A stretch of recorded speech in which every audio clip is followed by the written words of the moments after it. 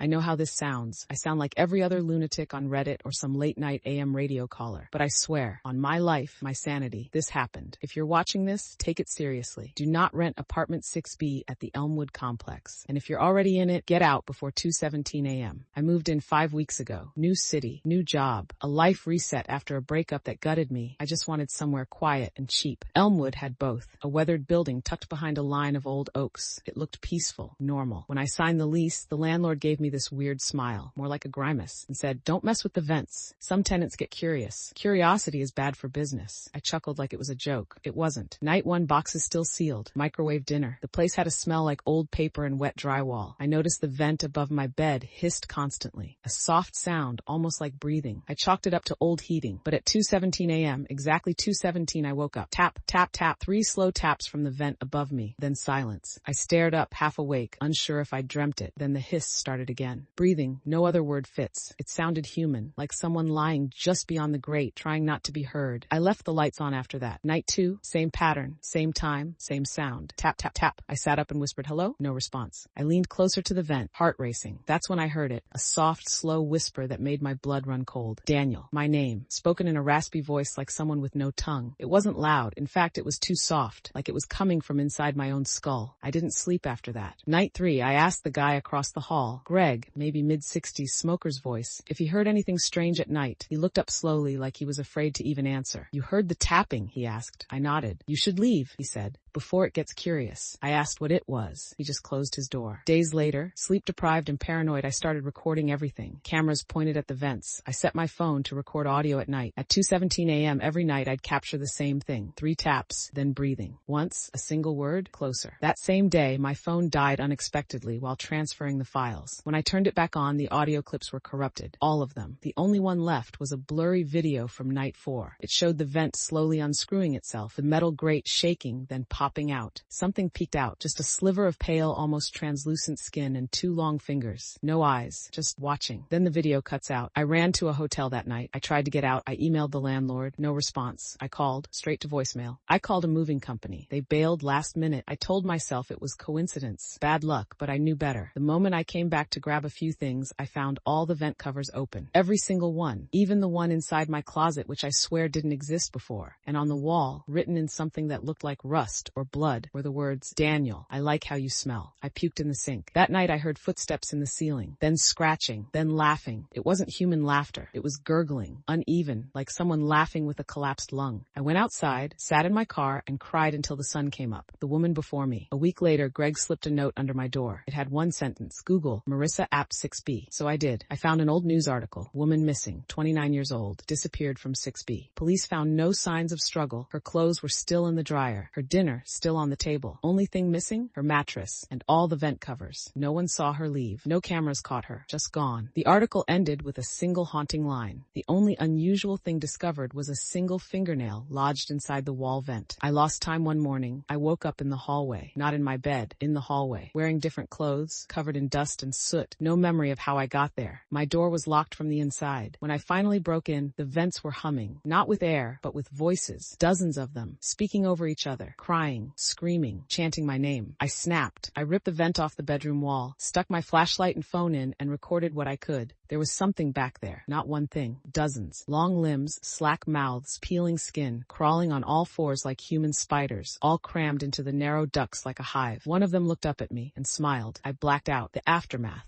I woke up in the hospital. My neighbor found me in the stairwell, unconscious, bleeding from the nose and ears. I told the doctors I fell. I told them I was tired. I didn't tell them about the thing that licked my face just before I passed out. I stayed in a hotel across town, tried to disappear, but the damage was done. Now it follows me, not in the vents, in the walls, in the pipes, in the cracks. Wherever I go, I hear it. 2:17 a.m. Tap, tap, tap. I've changed cities, burned sage, seen priests, seen therapists. Nothing helps. Because last night, I woke up to my mirror fogging over, even though I hadn't showered, and written in the condensation were 3 words, "Almost yours." I'm not crazy. I know how that sounds, but it's real. And if you're still watching this, and you're hearing the taps too, it's already started for you. Don't reply to it, don't record it, don't investigate it, and whatever you do, don't ever say its name. Wait, did I ever tell you its name? Because now that I think about it, I never said it out loud, not once. So how did you know?